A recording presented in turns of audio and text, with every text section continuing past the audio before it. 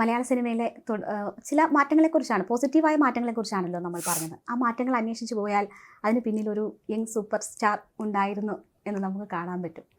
Fight ചെയ്യാൻ തീരുമാനിച്ച ഒരു നടി. ആ ഫൈറ്റിനെ കുറിച്ച്, അതുണ്ടാക്കിയ മാറ്റങ്ങളെക്കുറിച്ച് എങ്ങനെയാണ് കാണുന്നത്? ഫസ്റ്റ് ഓഫ് ഓൾ ഞാൻ സൂപ്പർ സ്റ്റാറേ അല്ല. പിന്നെ അതിൻ്റെ മാറ്റമൊന്നും എനിക്ക് തോന്നുന്നില്ല. എനിക്ക് അറിഞ്ഞുകൂടാ അത് ഇൻഡയറക്ട്ലി എഫക്റ്റ് ചെയ്തിട്ടുണ്ടോ എന്നുള്ളത് എനിക്ക് അറിഞ്ഞുകൂടാ. പക്ഷേ വളരെ നല്ലൊരു മാറ്റമാണ് ഇൻഡസ്ട്രിയിൽ ഉണ്ടായിട്ടുള്ളത്. അതപ്പോൾ എങ്ങനെയായാലും നമുക്ക് വളരെ നല്ലതാണ്. ഒരുപാട് പുതിയ ഫിലിം മേക്കേഴ്സ് അല്ലെങ്കിൽ ഒരുപാട് പുതിയ പുതിയ ആക്ടേഴ്സ്. ഇപ്പോൾ നമുക്ക് ഏറ്റവും ഗുണം എന്താണെന്ന് വെച്ചാൽ വെറുതെ കുറേ ആക്ടേഴ്സ് വരില്ല ചെയ്തത്. എല്ലാവരും എക്സ്ട്രീംലി ടാലൻറ്റഡ് ആണ്. അതായത് ഒരു പടം കണ്ടു കഴിഞ്ഞാൽ ചിലപ്പോൾ അത് ആ ആക്ടറിൻ്റെ ഫസ്റ്റ് സിനിമയായിരിക്കും. പക്ഷെ അതിലുള്ള പെർഫോമൻസ് കണ്ടു നമ്മൾ ഇവർ ഇത്രയും കാലം എവിടെയായിരുന്നു എന്ന് നമുക്ക് തോന്നിപ്പോവും.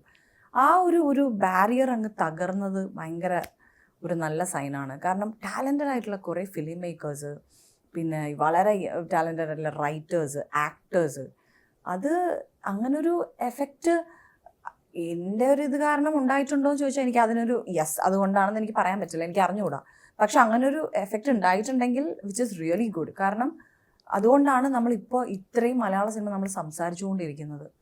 നമുക്കിപ്പോൾ ഒരു 10 മൂവി എടുത്തു കഴിഞ്ഞാൽ അതിലൊരു 9 മൂവിയും നല്ലതാണ്.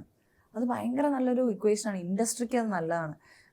ബേസിക്കലി ഫിലിം മേക്കേഴ്സിൻ്റെ ഇടയിൽ ഒരു കോമ്പറ്റീഷനായി. നമുക്ക് ഇതിനേക്കാളും നല്ല സിനിമ കൊടുക്കണം, നല്ല സിനിമ കൊടുക്കണം, നല്ല ക്വാളിറ്റി കണ്ടൻറ്റ് വരാൻ തുടങ്ങി. അതിനനുസരിച്ച് ഏറ്റവും മാറിയിരിക്കുന്ന ഓഡിയൻസ് അത്ര ഇവോൾവ് ആണ്.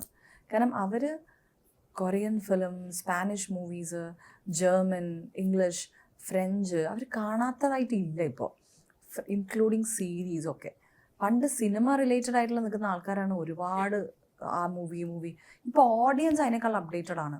സോ നമ്മൾ ഓഡിയൻസിനെ ഒരിക്കലും നമുക്ക് അണ്ടർ എസ്റ്റിമേറ്റ് ചെയ്ത് കാണാൻ പറ്റില്ല. എന്ത് കൊടുത്താലാണ് ഇവർ സന്തോഷിക്കുക അല്ലെങ്കിൽ ഇവർ സാറ്റിസ്ഫൈഡ് ആവുക എന്ന് പറയുന്നത് എല്ലാ ഫിലിം മേക്കേഴ്സിനും വലിയ ചാലഞ്ചാണ്. അപ്പം അതൊരു ഹെൽത്തി ചാലഞ്ചാണ്. അതുകൊണ്ടാണ് നമ്മുടെ ഇൻഡസ്ട്രി പിന്നെ ഫ്ലറിഷ് ആയിക്കൊണ്ടിരിക്കുന്നതും ഇത്രയും യങ് സൂപ്പർ ടാലൻറ്റഡ് ആയിട്ടുള്ള ടെക്നീഷ്യൻസും ആക്ടേഴ്സും വരുന്നതും. സോ ഇഫ് അതിന് ഒരു ഇൻഡയറക്ട്ലി ഒരു എഫക്റ്റ് ആണ് എങ്കിൽ വിച്ച് ഇസ് റിയലി ഗുഡ്. ഞാനൊരു സൂപ്പർ സ്റ്റാർ അല്ല എന്ന് പറഞ്ഞല്ലോ, മലയാളത്തിനൊരു ലേഡി സൂപ്പർ സ്റ്റാർ ഉണ്ടോ? ഓഫ് കോഴ്സ് മഞ്ജു ചേച്ചിനെ നമ്മൾ ലേഡി സൂപ്പർ സ്റ്റാർ എന്നല്ലേ വിളിക്കുന്നത്. നല്ലല്ലേ? ഒരു സൂപ്പർ സ്റ്റാറേ ഉള്ളോ? എൻ്റെ അഭിപ്രായത്തിൽ ഉർവശി ചേച്ചി സൂപ്പർ സ്റ്റാർ അല്ലേ? ഉർവശി ചേച്ചി ചെയ്യാത്ത രീതിയിലുള്ള ക്യാരക്ടേഴ്സ് ഉണ്ടോ? ഉർവശി ചേച്ചീനെ നമുക്ക് ആരെങ്കിലും ആയിട്ട് കമ്പയർ ചെയ്യാൻ പറ്റുമോ? ഉർവശി ചേച്ചി ഇങ്ങനെ ഇവിടെ നിൽക്കുകയാണ്.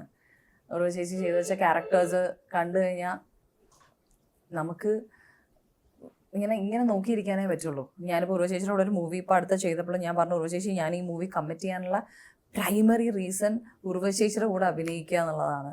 സോ അത് ഉർവശി ചേച്ചി ഒരു റിയൽ സൂപ്പർ സ്റ്റാറാണ്.